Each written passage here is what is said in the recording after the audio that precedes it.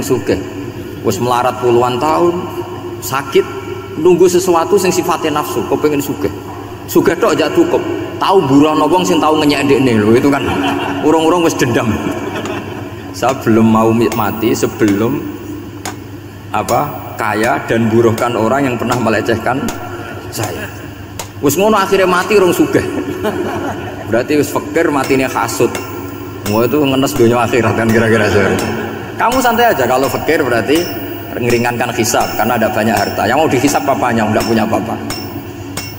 Jadi saya mohon sekali ya Islam itu mengawal kebahagiaan sebab itu sampai bahagia itu menjadi perintah Islam kul bifadlillah wa birahmati fabidzalika falyafrahu karena dengan bahagia bitaat diharapkan orang Islam itu tidak bahagia atau cari kesenangan lewat jalur maksiat. Sehingga ciri utama wali apa? Ala inna awliya Allahi la khaufun alaihim walahum yahzan.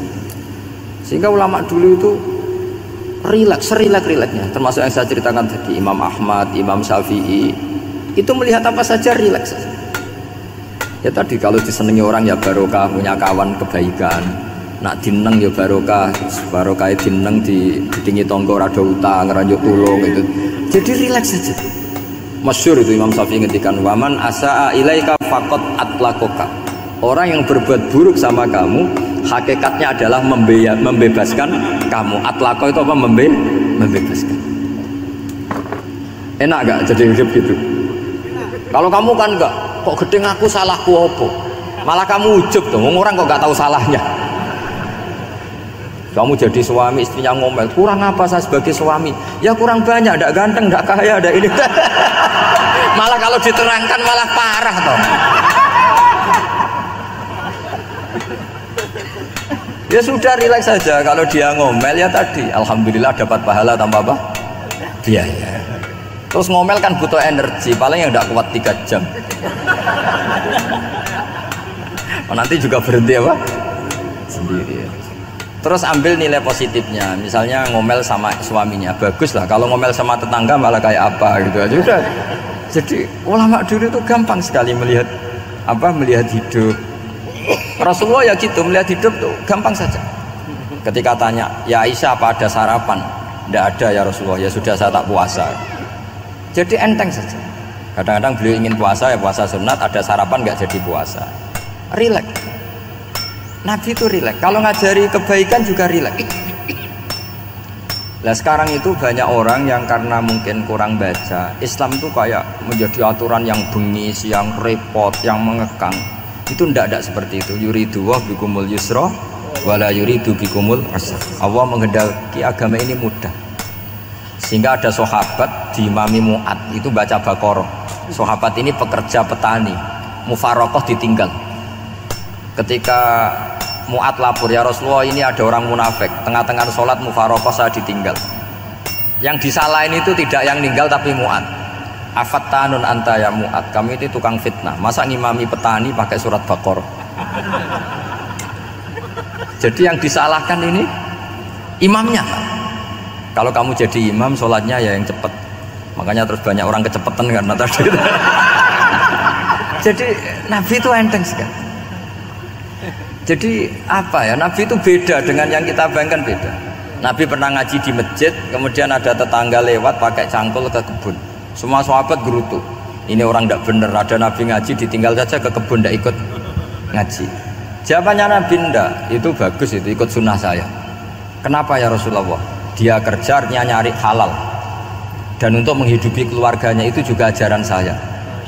Sehingga yang ngaji ya ajarannya Nabi, yang nggak ngaji karena kerja mencukupi keluarga juga ajarannya Nabi. Segampang itu. Oh, kalau kayaknya kamu kan, wes gak roh akhlak kan gitu. Nabi rileks saja Nabi. Sampai bisa lihat itu di Ihya di bab Fadhailul Kasbi. Udan niku rahmat. Jadi nak sampean melayu saking udan berarti melayu saking napa? Rahmat. Cara berpikir niku udan niku rahmat. Terus termasuk tobat sing sah. Niku dawuh Imam Ghazali konadus nganggo banyu udan sing ceblok langsung. Mergo nak liwat kenteng kadang kentenge iku hasil sumbangan proposal. Terus Mun sing langsung mawon, sing liwat plastik mun mboten mandi niku. Mboten mandi niku sing niku mau sama niku. Terus dulu di antara syarat tobat niku dawuh Imam Ghazali niku adus udan sing perawan, maksudnya sing asli ceblok saking pundi? Langit niku langsung sampean nombe. Nak tepak nggih tobat, nak mboten tepak nggih lara niku. Mergi asli. Terus kula matur nuwun sangat jenengan hormat teng Raden Asnawi. Beliau sekarang generasi keempat nggih, wonten sing generasi ketiga. Nasab kula kepanggih Raden Asnawi teng Asnawi sepuh. Terus Raden Asnawi gadah bah namine Abdullah Husnen, terus Ibu Ayu Sofiah niku binti Asnawi sepuh.